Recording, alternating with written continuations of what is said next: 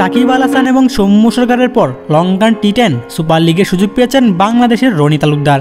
নিজের Facebook page থেকে একটি পোস্ট দিয়ে বিষয়টি নিশ্চিত করেছেন রনি। লঙ্কা টি10-এ কলম্বো জাগুয়ার্সের হয়ে খেলবেন তিনি। ফেসবুক পোস্টে রনি তালুকদার লিখেছেন, 2024 সালে লঙ্কা টি10 সুপার লিগে খেলার ব্যাপারে আমি দারুণ রোমাঞ্চিত। টিম ম্যানেজমেন্টকে ধন্যবাদ। একটি ভালো মৌসুমের আশা করছি। আমার জন্য প্রার্থনা করবেন। বাংলাদেশের ঘরোয়া ক্রিকেটে দীর্ঘদিন ধরেই পরিচিত মুখ রনি তালুকদার। ডিপিএল, এনসিএলে খেলেন নিয়মিত। বিপিএলে আলো ছড়িয়ে জাতীয় দলের টি20 ফরম্যাটেও সুযোগ পেয়েছিলেন বেশ কিছু ম্যাচে। তবে পারফরমেন্স ধরে রাখতে না পারায় বাদও পড়ে গেছেন। মাঝে ওয়ানডেতে খেলানো হলেও সেখানেও পারফরমেন্স প্রত্যাশী মাফিক ছিল না। বর্তমানে জাতীয় দলে কোনো ফরম্যাটেই নেই তিনি।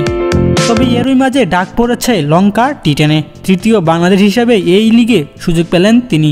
এর আগে গল মার্ভেলস সাকিবকে এবং হাম্বানটুটা বাংলা টাইগার্স দলে নিয়েছে সৌম্য সরকারকে। আগামী 11 ডিসেম্বর শুরু হবে লঙ্কা টি10 সুপার লিগ।